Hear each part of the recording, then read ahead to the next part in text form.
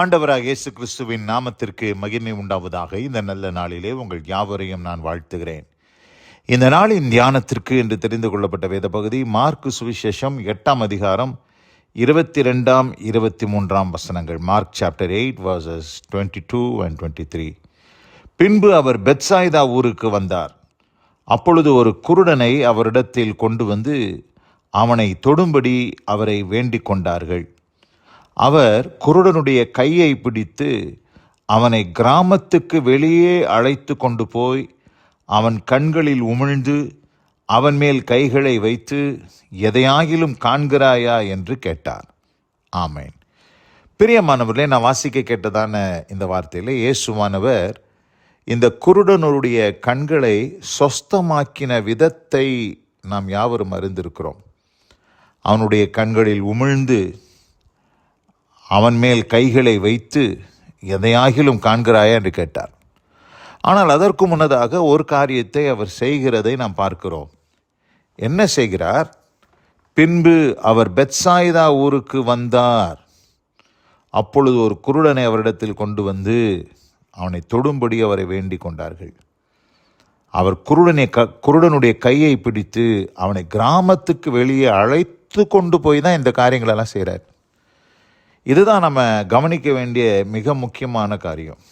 இதில் இருந்து தான் நம்ம இன்றைக்கி ஒரு பாடத்தை கற்றுக்க போகிறோம்.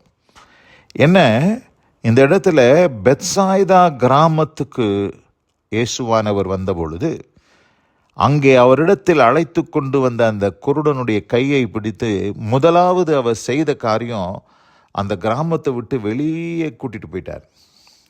ஏன் இந்த கிராமம், ஏன் எப்படிப்பட்ட ஒரு கிராமம் அப்படின்னு சொல்லி நம்ம பார்க்கும்போது, மத்தேயு சுவிசேஷம் 11ஆம் அதிகாரம் 20ஆம் வசனம் 21ஆம் வசனத்தை நான் வாசிக்கிறேன். Matthew chapter 11 verses 20 and 21.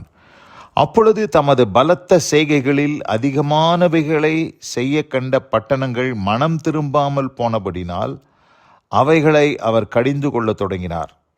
கொரோசனே உனக்கு ஐயோ, பெத்சாய்தாவே உனக்கு ஐயோ, உங்களில் செய்யப்பட்ட பலத்த செய்கைகள் தீருவிலும் சீதோனிலும் செய்யப்பட்டு இருந்ததானால் அப்பொழுதே ரெட்டுடுத்தி சாம்பலில் உட்கார்ந்து மனம் திரும்பி இருப்பார்கள். இந்த இடத்துல பார்க்கிறோம், கோரோசினே பெத்சாய்தாவே உங்களுக்கு ஐயோ என்று சொல்றார். ஏன்னு சொன்னால், மனம் திரும்பாமல் போன பட்டணங்கள், விசுவாசத்துக்குள்ளே வராமல் போன பட்டணங்கள், அப்படிப்பட்ட கடின இருதயம் உள்ள மக்கள் வாழுகிற அந்த பட்டணத்தில் இயேசுவானவர் வந்த பொழுது தான் இங்கே ஒரு குருடனை அவரிடத்திலே கொண்டு வருகிறார்கள். அவரோ என்ன செய்தார்? அந்த குருடனை முதலாவது அந்த ஊருக்கு வெளியே அழைத்து கொண்டு வந்துட்டார். பெத்சாய்தாவை விட்டு வெளியே கூட்டிகிட்டு வர்றார். கிராமத்துக்கு வெளியே அழைத்து கொண்டு வந்து அங்கே தான் பார்த்திங்கன்னா ஒரு அற்புதத்தை நிகழ்த்துறார். அவன் கண்களில் உமிழ்ந்து அவன் மேல் கைகளை வைத்து, நீ எதையாகிலும் காண்கிறாயா என்று கேட்ட பொழுது அவன் காண்கிறேன், நடக்கிற மனுஷர்களை மரங்களைப் போல காண்கிறேன் என்று சொன்னான். மறுபடியும் அவன் கண்களிலே கை வைத்து அவனை தொட்டு ஆண்டவர் சுகமாக்குகிறார். இந்த சம்பவம் நம்ம யாருக்கும் அறிந்திருக்கிறோம். இன்றைக்கு நாம் கற்றுக்கொள்ள வேண்டிய மிக முக்கியமான பாடம், சில நேரங்களில் ஆண்டவரால் அற்புதம் செய்ய முடியாமல் போகக்கூடிய ஒரு சூழ்நிலைகள் உண்டாகுது. ஏன்னு கேட்டிங்கன்னா, நம்ம சுற்றிலும் இருக்கிற மக்கள் அவ்விசுவாசமுள்ள சத்தியத்தை அறிந்து, நல்லா எல்லாம் சத்தியத்தெல்லாம் தெரிஞ்சு அற்புதங்களெல்லாம் கண்டு விசுவாசியாமல் இருக்கிற கடின இருதயமுள்ள மக்களோடு நீங்கள் இருந்தீங்கன்னா ஆண்டவரால் ஒரு அற்புதம் உங்களுக்கு செய்யவே முடியாது. அதனால தான் சில நேரத்தில் நம்மளை அவர்கள் நடுவிலிருந்து ஆண்டவர் வேறு பிரித்து கொண்டு வந்து விடுகிறார். மார்க்கு சுவிசேஷம் 6ஆம் அதிகாரத்தில் கூட நம்ம வாசிக்கும் போது, இங்கே இயேசுவானவர் தான் சொந்த ஊருக்கு, தாம் வளர்ந்த ஊருக்கு வருகிறார். 1ஆம் வசனத்தில் அப்படி தான் போட்டிருக்கு, தாம் வளர்ந்த ஊருக்கு வந்தார் என்று போட்டிருக்கு. வந்த இடத்துல அவரை பார்த்து என்ன சொல்கிறாங்க? இவன் தச்சன் அல்லவா, மரியாளுடைய குமாரன் அல்லவா, யாக்கோபு, யோசே, யூதா, சீமோன் என்பவர்களுக்கு சகோதரன் அல்லவா, இவன் சகோதரிகளும் இங்கே நம்மிடத்தில் இருக்கிறார்கள் அல்லவா என்று சொல்லி அவரை குறித்து இடரல் அடைந்தார்கள். அவரை விசுவாசிக்கலை, விசுவாசிப்பதற்கு பதிலாக இடரல் அடைந்தார்கள். எங்கே? இயேசுவானவர் வளர்ந்த ஊருக்கு வந்தார். அங்கே வந்த உடனே இயேசு கிறிஸ்து என்ன சொல்கிறார்? இப்படி இடரல் அடைந்த உடனே இயேசு அவர்களை நோக்கி, தீர்க்கதரிசி ஒருவன் தன் ஊரிலும் தன் இனத்திலும் தன் வீட்டிலுமே அன்றி வேறெங்கும் கனவீனம் அடையான் என்றார் என்று சொல்லிட்டு, அங்கே அவர் சில நோயாளிகளின் மேல் கைகளை வைத்து அவர்களை குணமாக்கினதை அன்றி வேறொரு அற்புதமும் செய்யக்கூடாமல் அவர்களுடைய அவிசுவாசத்தை குறித்து ஆச்சரியப்பட்டு கிராமங்களிலே சுற்றி திரிந்து உபதேசம் பண்ணினார். ஆச்சரியப்படுகிறார், இயேசுவானவர் ஆச்சரியப்படுகிறார். அவருடைய அவிசுவாசத்தை கண்டு ஆண்டவருக்கு ஆச்சரியமாக இருக்குது, சர்ப்ரைசிங்காக இருக்குது. என்ன அது, இப்படி இவங்க அவிசுவாசம் உடையவர்களாக இருக்கிறார்களேன்னு சொல்லி. அப்படிப்பட்ட ஒரு மக்கள் வாழுகிற ஒரு கிராமம்தான் இந்த பெத்சாய்தா.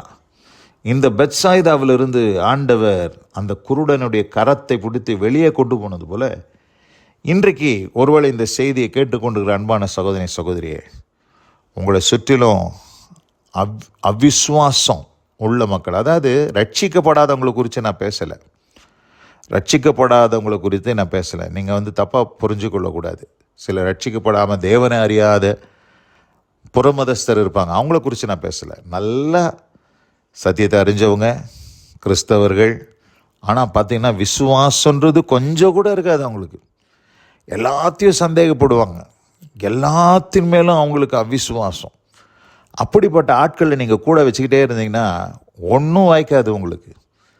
ஆனால் தான் ஆண்டவர் சில நேரத்தில் கரத்தை பிடிச்சிட்டு வெளியே அழைத்து கொண்டு வருகிறார்.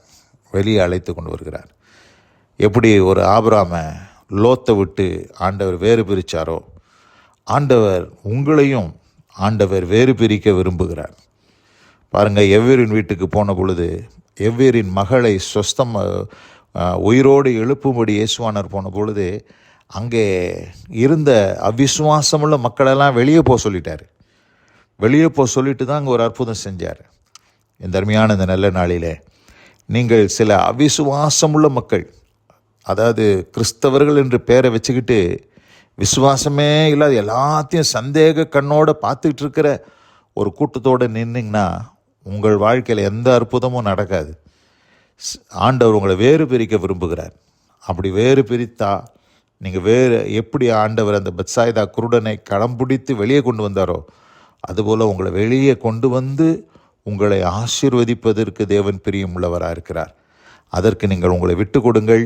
கர்த்தர் உங்களையும் ஆசீர்வதித்து உங்கள் வாழ்க்கையிலும் ஒரு அற்புதத்தை செய்ய தேவன் போதுமானவராக இருக்கிறார். இந்த வார்த்தைகளை கேட்ட உங்கள் ஒவ்வொருவரையும் கர்த்தர் தாமே ஆசீர்வதித்து காப்பாராக. God bless you all. ஆமேன், ஆமேன்.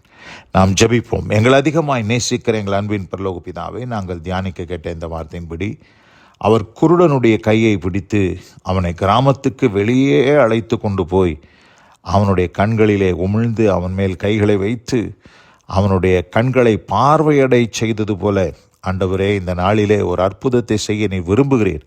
ஆனால் இந்த அவிசுவாசமுள்ள கூட்டத்தார் நடுவிலே ஆண்டவரே உட்கார்ந்திருக்கிற உம்முடைய பிள்ளையை நீர் வேறு பிரித்து செய்ய விரும்புகிறீர். அப்படி நீ செய்வதற்கு நீ முற்படும்போது அவர்களும் அதற்கு இணங்கி தங்களை அர்ப்பணிக்க கர்த்தர் கிருபை செய்தருளும். ஆசீர்வதியும், வழி நடத்தும். இயேசு கிறிஸ்துவின் வல்லமை மிகுந்த நாமத்தில் பிதாவே. ஆமேன், ஆமேன்.